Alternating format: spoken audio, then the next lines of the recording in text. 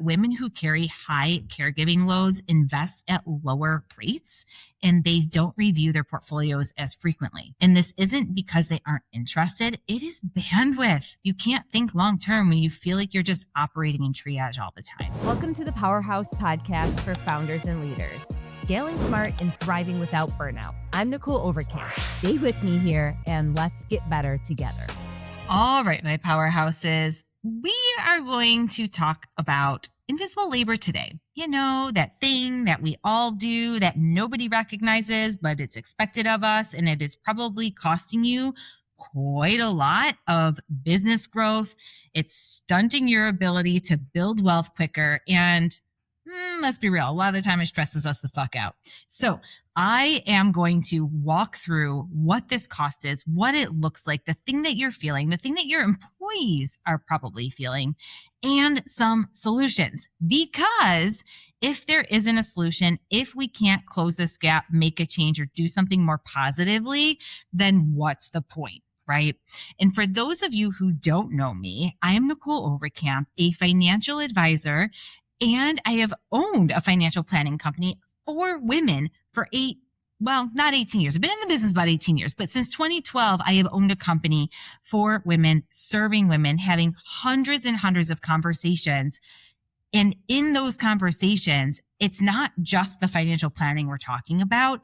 It is life that gets brought up. It is all of the things impacting decisions, halting decisions, or disallowing women to get ahead quicker and be more supported because of all of the other things that go on that take up that run free space in their mind, the burden of thinking about all the things, doing all the things, and inability to really understand how we are unintentionally hurting ourselves, and we don't even realize the amount that we're taking on sometimes.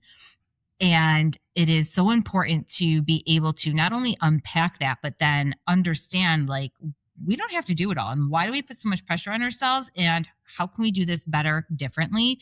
And if you are someone who has figured this out or gotten better at it, if you're running a company, how can we make the environment better for our employees and give them permission to also figure this out in a really healthy way so that we can have a more productive team, a less stressed team, and ultimately making things better for the future generations of women? Because if not now, when? And if not us, who, right? My favorite little line there. We are so capable of moving the needle. So this episode, my powerhouses, is for all of the women who have built a company building one. Maybe you're in a leadership position and you are also doing all of the unpaid work at the end of the day before you get to go to bed at night. I know how smart you are and serious you are about money, and you probably still feel a little bit behind. So this is a big economic issue, and we are going to unpack it. So I want you to think, how many hours did you spend last week on something that kept everything running, but it was never on your to-do list? You couldn't bill for it, probably wasn't acknowledged. How many things do you do from the time you wake up until the time you go to bed that you just aren't paid for? Often it's somewhere between like 50 and 30 hours a week, which is a lot of time. And women perform 75% of all unpaid care and domestic work globally. These are not stay-at-home moms. These are women in general, most of them working. And that labor is valued at $10.8 trillion, which is 3 times the size of the entire global technology industry. Whoa. It's invisible too. So this isn't showing up in GDP. It's not showing up on a resume, but I'll tell you what, it's showing up on your bottom line at home. And so this is a conversation that we need to address. And it isn't about whether or not you love your family or whether or not caretaker work is meaningful. You do love your family. Caretaking work is meaningful. It is important. And a lot of times we have to do so much of this, but we're absorbing that plus. So many things. So I want to articulate the cost so that it is easier for you to reframe how you're looking at your day and what's happening. Sometimes as women, we just need permission, right? So there's three main kinds of labor, right? The first is the unpaid work, the chores, dishes, laundry, school pickups, running all over House Half Acre for your kids. And it's exhausting. And it is, however, even though it's the most visible, it's the smallest part of the problem. The categories are going to be physical labor, cognitive labor, emotional labor. So physical labor, all that shit I just talked about, right? Cooking, cleaning, errands, transportation, all the things that you can see. But doesn't always get acknowledged. And then the second is the cognitive labor. So that's your mental load, remembering the dentist appointment, remembering to remind your husband 5 times that he has to show up to the chiropractor, knowing when your lease renews or taking care of the finances and hoping to God that you're doing it right and not missing anything, tracking who needs what and when, planning the vacation, planning all the things that you have to pack for that vacation so no one is complaining when you're on said vacation, scheduling the birthday party, ordering the gift, taking care of all the holidays, what it is that you have to buy for the holiday, getting the house ready, and all of those things that you need, right? And the list goes on and on. This typically is living in our heads as women. And then the third is that emotional labor, right? So managing the mood of the room. How many times have you had to do that or diffuse something or make sure that everyone is okay? Everybody is happy. Nobody is upset. And if they're upset, how can I solve that problem? Because we don't want anybody to be upset or uncomfortable. And we absorb all of this stress and we don't ever check in with ourselves. And when we do, it's very rare, or maybe it results to us just like locking ourselves in the bathroom and crying for a little bit. And being that emotional anchor at home, and sometimes at work, if we're not careful, is a lot. And that cognitive and emotional labor are the most expensive because that is what fragments our attention in a way that physical labor just doesn't. You can fold the laundry and think, but you can't build a financial strategy and run your company well when you have your kid's project that's due on your mind and wondering whether or not that it got done, or a team member of your staff was feeling a little bit off in the last meeting because you know that they have a lot going on. There's so many moving parts here. And so the reality is no one assigned this to us, but somewhere along the way, society has just made this a systemic issue where women become the default for everything. And so the connection to wealth is that it's not just about being tired, but it's about how being tired impacts our wallet, right? And one of these things is the income gap. So if your mental bandwidth is consumed by all of these invisible labor things that we do, it might not be going into business development as much as it could be. It might not be going into being ready or having as much energy to think about how you're going to pitch this presentation to close a sale. And it most definitely doesn't go into a revenue strategy or a 90-day plan as soon as it could have when you are thinking about all of the other things and that cognitive cost of unpaid work. And so if you didn't have 100 other things to juggle, to think about, to stress about, could you execute quicker? Would you potentially take on more risk? What are all of the things that we would do better if other things were not distracting us? The second is the investing gap. And I see this a lot. And research backs it as well, that women who carry high caregiving loads invest at lower rates and they don't review their portfolios as frequently. And this isn't because they aren't interested. It is bandwidth. You can't think long term when you feel like you're just operating in triage all the time.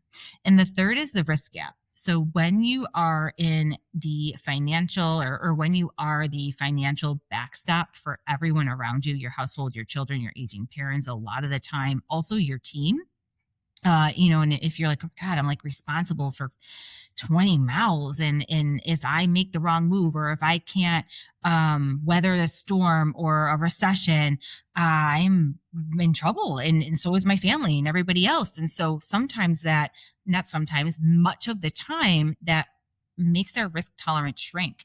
And what I see a lot with women, especially female founders, is they are hoarding a lot of cash, too much cash, because they are afraid of investing it, or they don't understand the risk that they can take on. How much do they even need to have, and how can they do that? Who do they trust? And then who can I ask where they're not going to try to sell me something? And also they're going to understand my fears, my problems, why I need the cash, and understanding what is safe to invest in, how that money can make more money. And so a lot of the time, the inability to not only have the conversation, make time for the conversation, and then understand if we will still be safe if we take on some risk is a really big deal.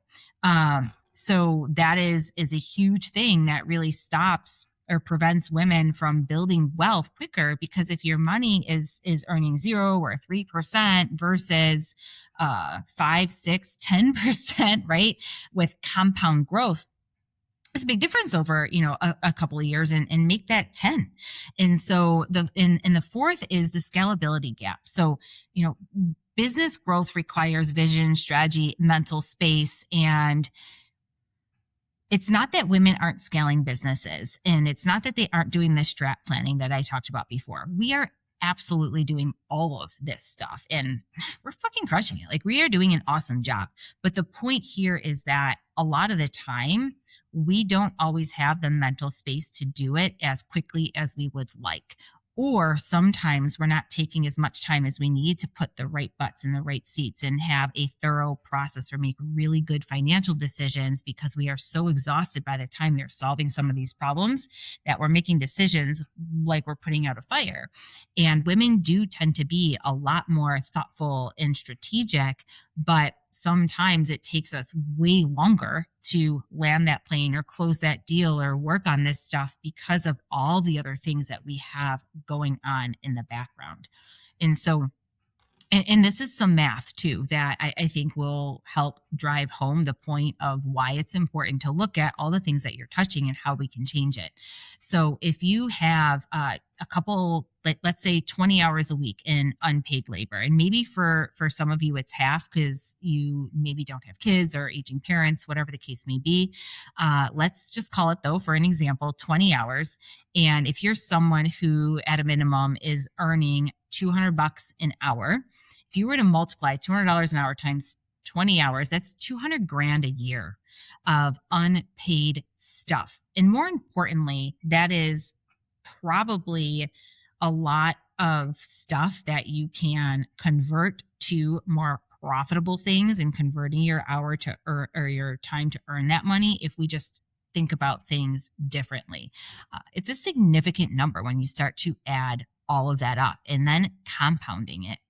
And so there's this framework that I like to follow, and it's 3 R's. It's really simple: reduce, redistribute, and replace. So of all of those things that you wrote down, that you've thought about, how much of them can you just reduce? So it is simple in concept, of course, much harder in practice, but this is like all the shit that we tell ourselves we have to do, but we really don't need to do.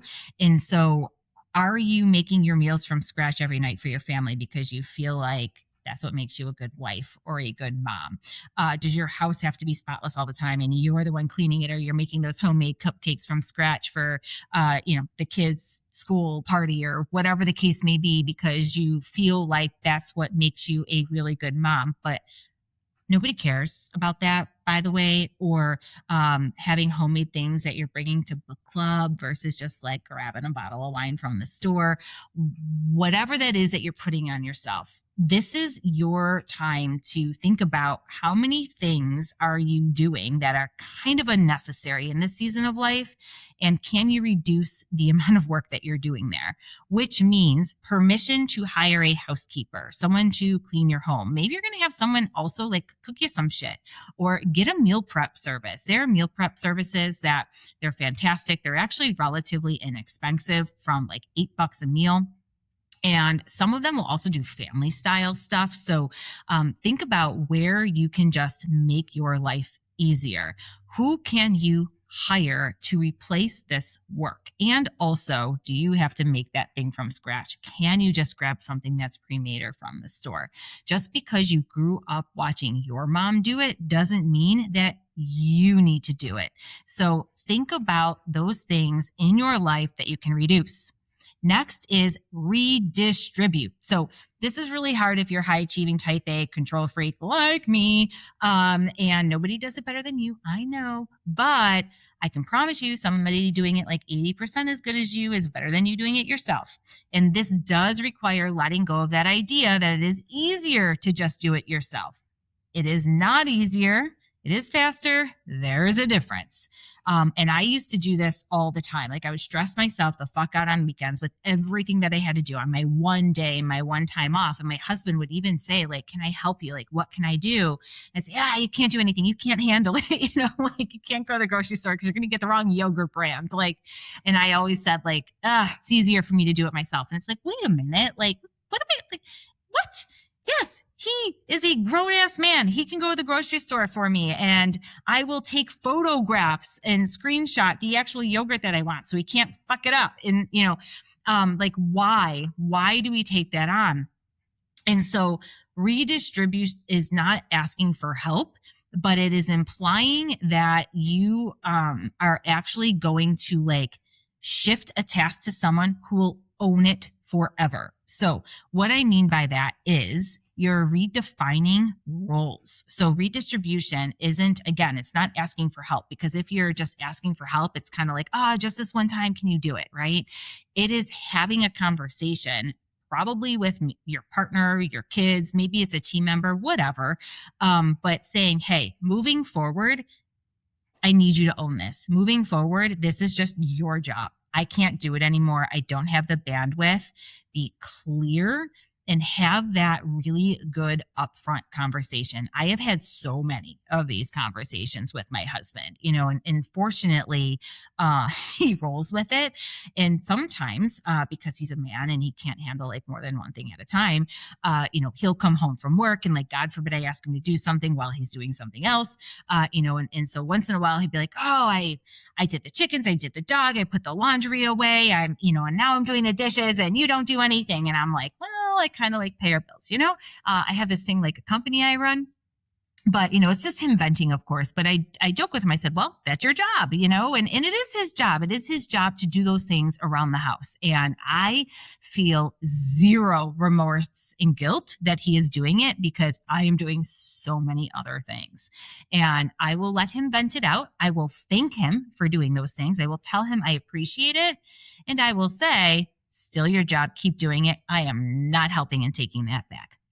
Nope. Done, done, done. So how many of the things that you are touching can you redistribute? You probably have children old enough in your house too, if you're a mom and if your kids are at home, like that can help you with this stuff too. And let me reframe help, like take over these things moving forward. They can handle it, do it, get rid of it.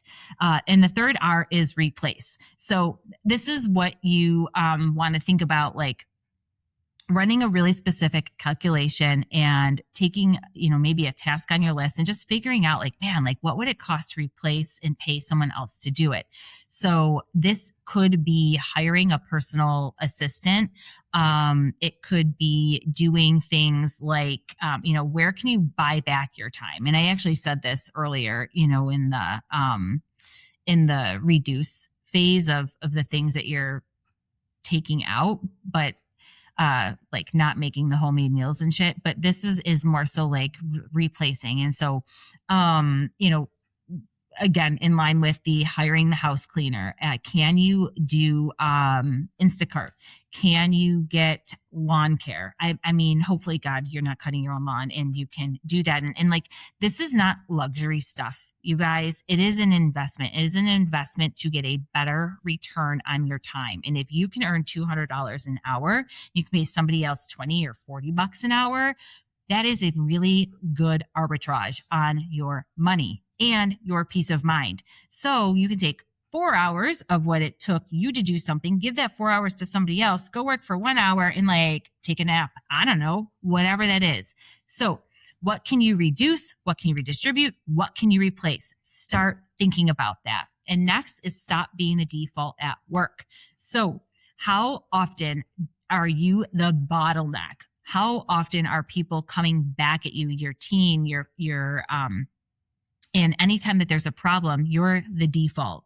What I want you to start thinking about is when somebody comes to you with a problem on your team, ask them, that's an interesting problem. How would you solve that problem? And if there are problems in your company, you are the bottleneck. I want you to start thinking about how you can build your team, coach your team, empower your team to make decisions on their own. How can you start to become operationally irrelevant? How can you not be the person who's fixing everything, who is making everything okay all the time? So that goes to your culture. So what kind of culture are you building? And are you giving your employees also permission to talk about what their energy suck is? And are we giving them space and solutions? So one of the things that we were talking about actually at my last team meeting is, okay, I do not want you guys spending 3 hours agonizing over how to say something to me or a team member.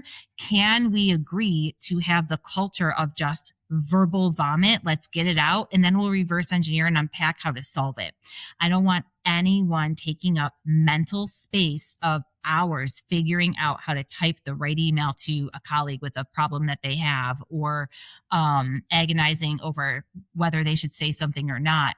We have such a close tight-knit group, and I wanted my team to be okay with candid conversations, blunt transparency, so that we can duke it out and fix it and have solutions and come out ahead. And I got verbal acceptance from everyone. And we went around and we said, hey, like, this is really uncomfortable. It's going to be hard for some of you who are people pleasers or afraid to speak up to have candid conversations when someone's pissing you off. But let's not take 3 hours to figure out how to write an email, and let's just go to that person and be upfront and figure it out so that we can all get better together. None of us are perfect. And I also gave my team to do the same thing and gave them permission with me. And another thing that we started to do too is, like, what are your energy drains? And so once a week we are at the team meeting, we're doing like that 5-minute energy drain, and it's something small, and I'm giving them permission to shout it out, but then also together, how can we help solve that problem so that you have more energy at work and you aren't feeling drained? And some of this might just look like different benefits. Like, what benefits are you offering your employees? Do they value them or not? What do your employees need? What is stressing them out? Can we be part of that solution? You know, what I found is some of the energy drains for my team was food, like feeding themselves. One of my employees is a mom, and she doesn't get a ton of help, and she's running around like crazy, working, doing all the things. And she's like, I have time to feed my kids and make healthy things for them. But like, when it comes to me, I just don't eat during the day because I didn't food prep, and I eat when I get home when I'm starving, and it's like exhausting. And so, and she was afraid to spend the money on like a service. And so I'm thinking to myself, you know, what if I actually did a meal prep service and we got all of the meals and everybody ordered on Monday, and we have lunches throughout the week? What does it cost me? A couple $100? What if we do that instead of a benefit that you guys don't care about? And then what's the value? Are you more productive? Are you less stressed? Are you feeling healthier? Okay, done. Benefit, right? So where can we in our companies bring up these conversations with each other to say, like, hey, where is this invisible labor playing out in your life, and where is it impacting you at work? And if we can help make them more productive or happier, or freeing up some of this load and providing solutions to each other and giving our employees the permission of those 3 R's, we have a better team.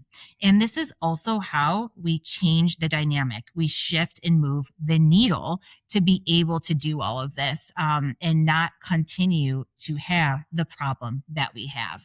So my powerhouses, I hope that this was helpful for you. I challenge you to do that labor audit and really think about what it is that you can shift, change. And then if you are running a company with employees, where can you show up differently there? get them to be more productive and or less stressed so that it isn't showing up in their work. And let's continue to build a better future together. And until next time, my powerhouses, continue to be courageous.